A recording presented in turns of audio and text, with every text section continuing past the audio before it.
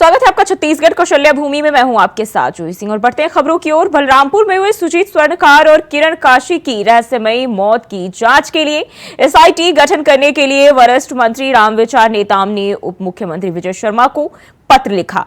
मंत्री नेताम ने पत्र में कहा, सुजीत स्वर्णकार और किरण काशी की 26-27 मई को रहस्यमयी मौत हुई और इसकी स्थानीय पुलिस की ओर से जांच पड़ताल की जा रही है। इस मामले में कुछ संदिग्ध लोगों की गिरफ्तारी भी की गई है, लेकिन घटना की पूरी तरह से जांच के लिए एसआईटी गठित होना जरूरी है।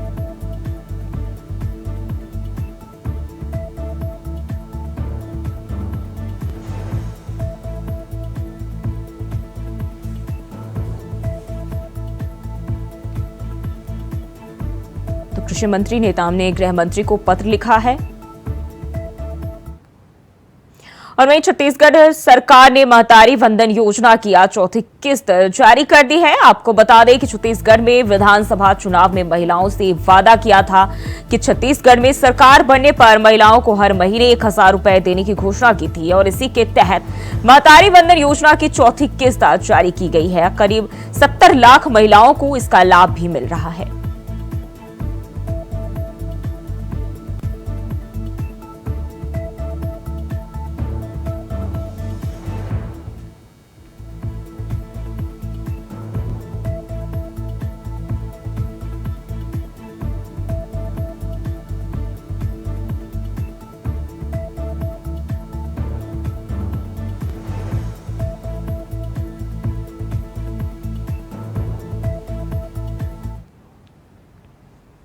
और बढ़ते हैं आगे। लोकसभा चुनाव की मतगणना की तैयारी पूरी कर ली गई है। कोरबा जिले की मात्र एक लोकसभा सीट पर चुनावी मैदान में रहे प्रत्याशियों की धड़कन तेज हो गई है और राजनीतिक पारा भी 50 डिग्री पर है और प्रत्याशियों को अब हार जीत नाम की हीटवेव की आशंका बढ़ गई है। कल सुबह 8 बजे ईवीएम मशीन रिजल्ट बताना शुरू कर देगी। फिर जो सामने आएगा वह यह तय करेगा कि जनता ने अपना फैसला क्या दिया है।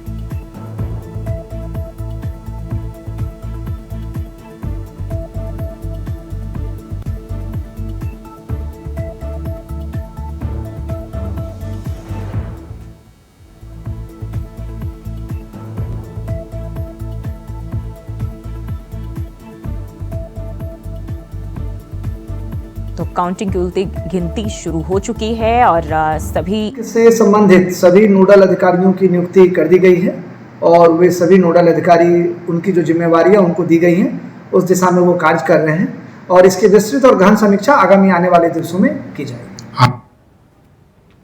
और लोकसभा चुनाव के अंतिम चरण के समाप्त होते ही चुनावी महासंग्राम पर विराम लग गया। इसी के साथ देश की सभी सीटों का एग्जिट पोल आ गया। छत्तीसगढ़ में 11 लोकसभा सीटों पर 3 चरणों में हुए मतदान के नतीजे कल घोषित किए जाएंगे। मतगणना से पहले निर्वाचन आयोग की तैयारियां अंतिम चरण में है। मुख्य निर्वाचन पदाधिकारी रीना बाबा साहब कांगले प्रेस कॉन्फ्रेंस किया उन्होंने, जिसमें कल होने वाली मतगणना संबंधित कई महत्वपूर्ण विषयों पर जानकारी दी। आपको बता दें कि 4 जून को शुष्क दिवस घोषित किया गया। साथ ही बताया कि 11 रिटर्निंग और 476 सहायक रिटर्निंग अधिकारियों की निगरानी में मतगणना होगी। कुल 4362 मतगणना कर्मी मतगणना करवाएंगे। न्यूनतम 12 राउंड से लेकर 24 राउंड तक मतगणना चलेगी। सीईओ ने बताया कि 3 लेयर में सुरक्षा में मतगणना की जाएगी। शहर के सभी बड़ी जगहों पर एलईडी के जरिए रिजल्ट दिखाया जाएगा।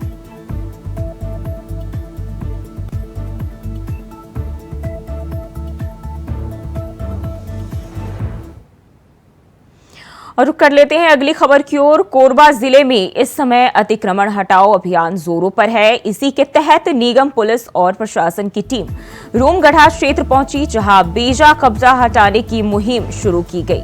नगर निगम की इस कार्रवाई से वहां बवाल मच गया। जिस महिला का घर जमींदोज किया जा रहा था वह जेसीबी मशीन के ऊपर चढ़ गई। जैसे तैसे उसे उतारा गया, लेकिन मामला तब भी नहीं थमा। लोगों का विरोध जारी रहा।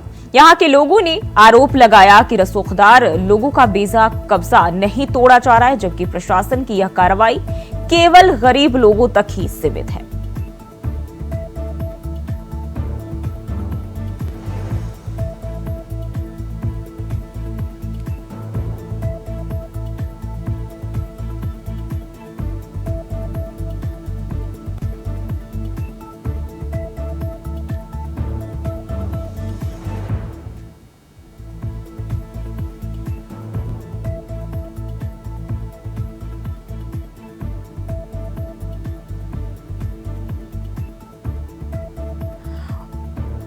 और इसी खबर पर ज्यादा जानकारी के साथ हमारे संवाददाता सोहेल किदवई हमारे साथ जुड़ गए हैं। सोहेल, अभी जो है अतिक्रमण हटाओ अभियान के दौरान जो है साफ तौर पर तस्वीरों में हमने देखा कि एक महिला ने बवाल किया है, जेसीबी मशीन के ऊपर चढ़ गई। क्या है पूरा मामला?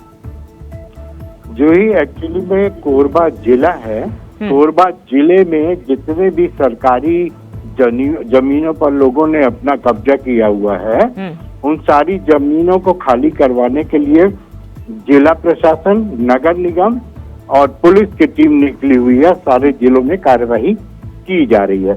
इसी सिलसिले में ये टीम रूमगढ़ा पहुंची और एक मकान को जब वो तोड़ने लगी कि पूरे इलाके के लोग, खास करके महिलाएं वहां की इकट्ठा हो गई और उन्होंने वहां पे उत्पात मचाना शुरू कर दिया, बवाल मचाना शुरू कर दिया। उनका कहना था कि रूमगढ़ा में केवल हमारा ही बेजा कब्जा नहीं है, और भी बेजा कब्जा हैं जो रसूखदारों के हैं, उनको भी साथ में तोड़ा जाए।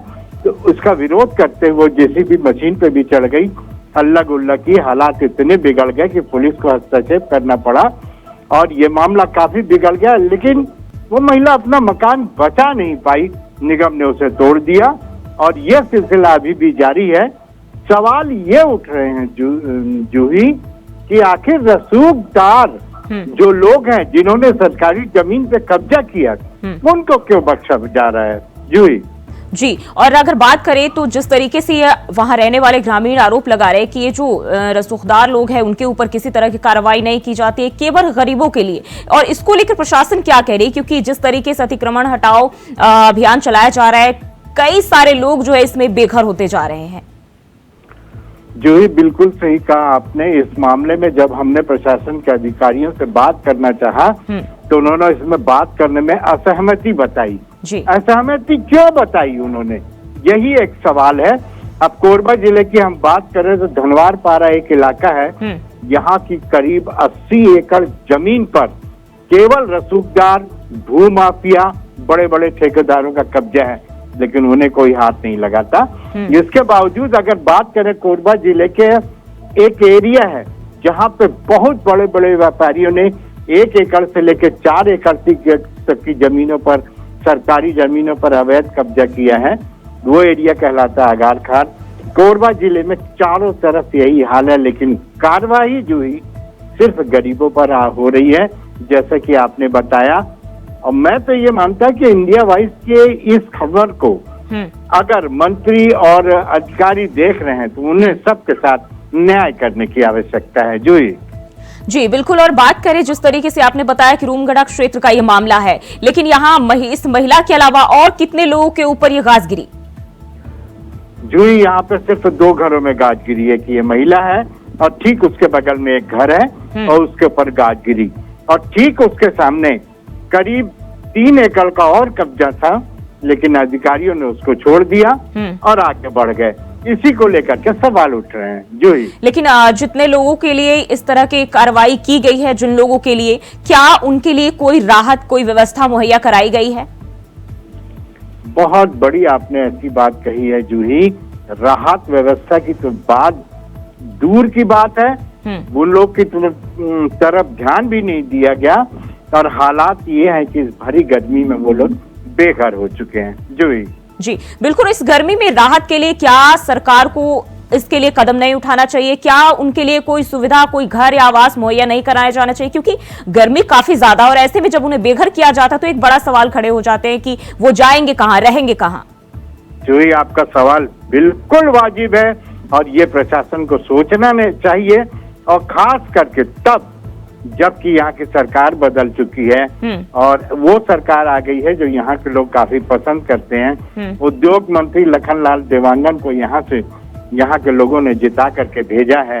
यहाँ के विधायक हैं और उन्होंने कहा था कि इस पर न्याय होगा, लेकिन जो अभी तक हुआ वो प्रश्न चिन्ह खड़ा करता है जूही। जी, और जिस महिला का घर जमींदोज किया गया है, अभी क्या मांग की जा रही है महिला की ओर से? अनवरी, उनका पूरा परिवार गर्मी में बाहर टेंट लगा करके बैठा है और वो मांग कर रहे हैं कि अगर आप प्रशासन ने हमारा घर तोड़ा है और हम अवैध कब्जे में हैं, तो इसी तरह और लोगों का भी घर तोड़ा जाए और हमको छत दिलाई जाए, ताकि हम अपने बच्चे और परिवार के साथ इस गर्मी से बच सकें और आने वाली बरसात को भी देखते हुए वो सवाल उठा रही है। जूही जी, और अभी बात करें तो उस क्षेत्र का अभी क्या माहौल है, क्योंकि जिस तरीके से कार्रवाई की गई तब बवाल मचा था, और अभी क्या वो मामला शांत हो चुका है? क्या प्रशासनिक तौर पर कोई कदम उठाए गए हैं? जूही घबराहट तो है, नोटिसें तो जारी हैं, लेकिन वो जो नोटिस दी जा रही है वो वैसे लोगों को दी जा रही है जो आर्थिक रूप से कमजोर हैं। लेकिन आखिर सवाल फिर वही है जूही कि उन लोगों पर कार्रवाई क्यों नहीं हो रही जो कई एकड़ जमीन को कब्जा करके रखे हैं। उसके अलावा उन लोगों पर कार्रवाई ना करना ही ये जो ही सबसे बड़ा सवाल है। लेकिन इसमें एक सवाल और सामने आता है कि अधिकारी इस पर चुप क्यों है, क्योंकि जिन्हें बेघर कर रहे हैं उन्हें कहीं ना कहीं कोई तो अस्थायी ठौर ठिकाना जो है मुहैया कराया जाना चाहिए। जो ही आपका ये सवाल अधिकारी चुप क्यों है, इसका जवाब तो अधिकारी दे सकते हैं, और जब हमने उनसे जानना चाहा तो उन्होंने कुछ भी कहने से इनकार कर दिया। हालांकि वो इतने बड़े अधिकारी हैं, उनकी बाइट भी है हमारे पास कि उन्होंने माइक इंडिया वॉइस का माइक हटाते हुए कहा कि असहज हो गए, और उन्होंने ये कहा कि इस मामले में हम अभी कुछ नहीं बोल सकते। क्यों नहीं बोल सकते? अतिक्रमण का मामला है। जो ही जैसा सवाल आप उठा रही हैं वही सवाल हमने भी उठाया, इंडिया वॉइस से भी उठाया, लेकिन किसी के पास कोई जवाब नहीं है कि अमीरों पर तो कार्रवाई नहीं हो रही है, गरीबों पर कार्रवाई हो रही। जी बिल्कुल, बहुत बहुत शुक्रिया आपका जानकारी साझा करने के लिए। तो अतिक्रमण हटाओ अभियान से जो है बवाल मचा हुआ है, और अभी भी जिन्हें बेघर किया गया है उनके लिए कोई भी राहत जो है व्यवस्था उपलब्ध नहीं कराई गई है। अभी भी जो है वो बेघर ही दिखाई दे रहे हैं। और वही खबर सरगुजा से है, जहां अंबिकापुर शहर के रिहायशी इलाके चौपाटी के पास स्पोर्ट्स सेंटर में भीषण आग लग गई। आग की लपेटों ने आसपास के इलाकों के घरों को अपने जद में ले लिया। फायर ब्रिगेड की टीम ने मौके पर पहुंचकर आग जुटाने में जुटी, लेकिन स्पोर्ट्स सेंटर पूरी तरह से जलकर खाक हो गया। वहीं स्पोर्ट्स सेंटर के पास बने राधाकृष्ण होटल को भी अपनी चपेट में ले लिया। आग लगने का कारण अज्ञात बताया जा रहा है। वहीं कई लोगों के आग में फंसे होने की आशंका भी जताई जा रही है। कोतवाली थाना क्षेत्र अंतर्गत चोपड़ा पाड़ा की ये घटना बताई जा रही है।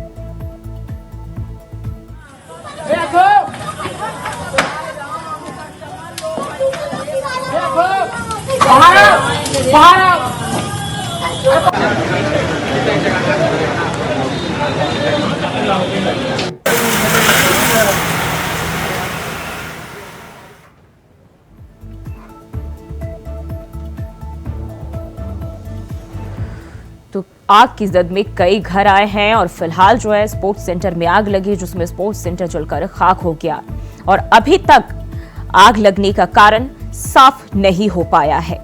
तो स्पोर्ट्स सेंटर में आग लगी है। सरगुजा का यह मामला बताया जा रहा है, जिसमें स्पोर्ट्स सेंटर जलकर राख हो गया।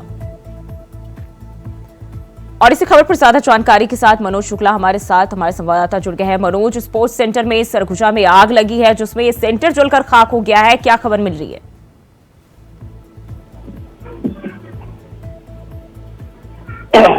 जी, आपको बता दें कि ये जो अंबिकापुर का रिहायशी एरिया है, वहाँ पर भीषण आग सुबह लगी है, और चौपाटी एरिया बोला जाता है। इसमें स्पोर्ट्स सेंटर था, जिसमें भीषण आग लगी। आग की लपटें इतनी ज्यादा थी कि आसपास के घरों में भी इसकी आग की जद पहुंच गई थी। और एक राधा कृष्ण होटल है, वहाँ भी आग ने अपने लपेटे में ले लिया। तो फिर भी एक बड़ी बात सामने निकल कर आई कि किसी जनहानि होने की सूचना नहीं मिल पाई है, लेकिन आग की लपटें जो है बहुत ही ज्यादा बहुत दूर तक फैल चुकी थी, फिर भी कोई जनहानि नहीं हो पाई। ये एक राहत भरी बात है। जी मनोज, बात करें जिस तरीके से स्पोर्ट्स सेंटर के अलावा कई घर भी आग की लपटों की चपेट में आए हैं, कितने घरों में ये आग लगी है, कितने का नुकसान हुआ है? जी, इसका आकलन अभी नहीं हो पाया है। ये हम लोगों ने जानने का प्रयास किया, तो प्रशासनिक अधिकारियों का कहना है कि ये अब इसके बाद जांच का विषय है, ये बाद में बातें निकल पाएंगी कि कितने का नुकसान हुआ है। फिर भी जो आकलन हम लोग लगा रहे हैं, ये माना जा रहा है कि काफी नुकसान हुआ है। जी, और बात करें तो फायर ब्रिगेड की टीम भी मौके पर पहुंची, क्या आग पर काबू पाया जा सका है, या अभी भी ये लगातार लपटें धधक रही हैं? जी बिल्कुल। आपको बता दें कि पूरी तरह से आग पे काबू नहीं पाया गया है। कहीं कहीं आग की थोड़ा बहुत जो है बरते रह गई हैं, लेकिन पूरी तरह ये माना जा सकता है कि आप आग पर काबू फायर ब्रिगेड ने पा लिया। जी वहीं ये भी बताया जा रहा है कि इसकी चपेट में एक होटल भी आए हैं। जी जी बिल्कुल बिल्कुल, वो होटल जस्ट बगल में ही था, जो स्पोर्ट्स सेंटर है उसी के बगल में ही होटल था राधा कृष्ण नाम का, जिसमें जो आग की लपटें वहां तक पहुंच गई थी और आसपास के घरों में भी आग की लपटें। आग इतनी भयानक, एक तो गर्मी का मौसम है, टेम्परेचर भी छत्तीसगढ़ में काफी ज्यादा चल रहा है, तो इस वजह से गर्मी का अनुमान ही माना जा सकता है। बताया जा रहा है कि इस आग में कई लोगों के फंसे होने की संभावना भी जताई जा रही है। जी जी बिल्कुल, आपको बता दें कि जो आग की अब अंदर कितने लोग फंसे इसकी जानकारी अभी नहीं मिल पाई है। पूरी तरह से आग पे फिलहाल जो है काबू पा लिया गया, फायर ब्रिगेड की टीम के बाहर से देखा जा सकता है कि आग पर काबू पा लिया गया है। जी मनोज, जो लोग अंदर फंसे हुए हैं क्या उनसे किसी तरह की बातचीत हो पा रही है, क्या कोई कम्युनिकेशन हो पा रहा है? जी जी बिल्कुल बिल्कुल नहीं, जो इसलिए कि फ्रंट पे ही जहाँ से एंट्री होता है स्पोर्ट्स सेंटर में, वो वहीं से ही आग की लपटें चालू हो गई हैं, तो ऐसे में उन लोगों से बात करना संभव नहीं दिख रहा है। जी और फिलहाल जो है आग लगने का कारण भी साफ नहीं हो पाया है। बहुत बहुत शुक्रिया मनोज आपका तमाम जानकारी के लिए। तो स्पोर्ट्स सेंटर में आग लगी और जिसमें सेंटर जलकर खाक हो गया। हालांकि अभी तक जो है बचाने की कोशिशें, लोगों को बचाने की कोशिशें जारी है। इसमें कई लोगों के फंसे होने की संभावना भी जताई जा रही है। तो ये आप देख सकते हैं किस तरह से जो है पूरा स्पोर्ट्स सेंटर धुआं धुआं हो रखा है और टीम जो है राहत बचाव कार्य में लगी हुई है। और वहीं रायपुर छत्तीसगढ़ की जनता को अब गर्मी से राहत मिलनी शुरू हो जाएगी। ऐसा इसलिए क्योंकि प्रदेश में नौतपा खत्म हो चुका है। नौतपा खत्म होने के चलते आज से तापमान में थोड़ी गिरावट दर्ज की जाएगी। प्रदेश में तापमान 41 से 42 डिग्री के बीच रहने की संभावना जताई गई है।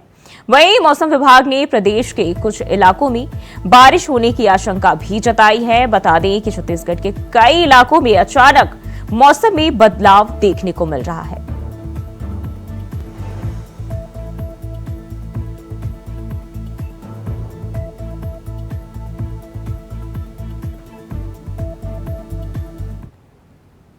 और खबरों में बढ़ते हैं आगे। खबर कोरबा से है, जहां वन कर्मी बीट गार्ड कमलेश के घर हुई 10 लाख की चोरी के मामले में खुलासा हुआ है। पुलिस ने 7 लाख का रकम बरामद किया है। दोस्त ने दोस्त के घर पर चोरी की घटना को अंजाम दिया। चोर की सारी करतूत सीसीटीवी कैमरे में कैद हो गई। आपको बता दें, चोर पीड़ित का दोस्त है। चोर ने घर में सोनेपन का फायदा उठाकर घर के पीछे का दरवाजा तोड़कर घटना को अंजाम दिया। वहीं चोर ने कार खरीदने के लिए दोस्त के घर पर चोरी की।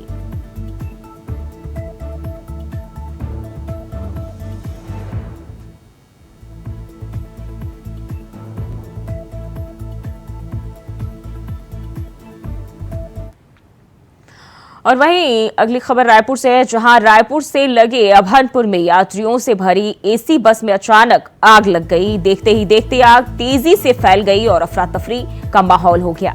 आग लगने के बाद ड्राइवर, कंडक्टर समेत सभी यात्रियों ने बस से कूदकर अपनी जान बचाई। जिस बस में आगजनी हुई है उस बस में करीब 40 यात्री सवार थे, सभी सुरक्षित हैं। वहीं घटना की सूचना पर पहुंची पुलिस ने फायर ब्रिगेड की टीम को सूचना दी। मामले में थाना प्रभारी ने बताया कि एसी पाइप फटने के कारण आग लग गई।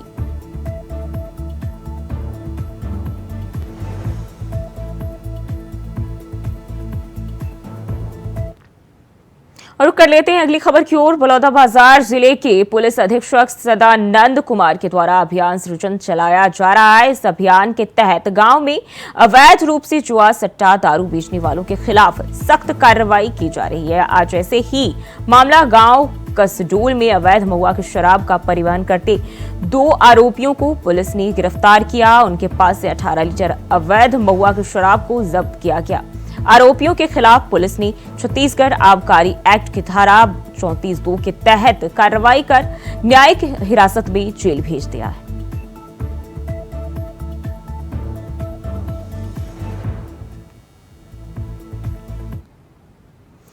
और बढ़ते हैं आगे। खबर कोरबा से है, जहां ट्रक पलटने से चालक की मौत हो गई। मौके पर पहुंची पुलिस जांच में जुट गई है। पुलिस का कहना है कि लोगों को सजग करने का काम किया जा रहा है। आपको बता दें कि कोरबा में रोजाना हादसों की सूचना इस समय मिल रही है, लेकिन ना लोग सजग हो रहे हैं और ना ही प्रशासन। लोग यातायात नियमों का पालन करने के लिए तैयार नहीं है। आज भी माल ढोने की गाड़ी में सवारी, शराब पीकर गाड़ी चलाने, बिना लाइसेंस के गाड़ी चलाने, तेज रफ्तार से गाड़ी चलाने, हेल्पर के द्वारा वाहन चलाने के सैकड़ों उदाहरण सामने आ रहे हैं। बावजूद इसके पुलिस और प्रशासन का सिर्फ एक ही रटा रटाया जवाब कार्रवाई की जा रही है सामने आता है, लेकिन जमीनी स्तर पर पुलिस की ठोस कार्रवाई कहीं नहीं दिखती।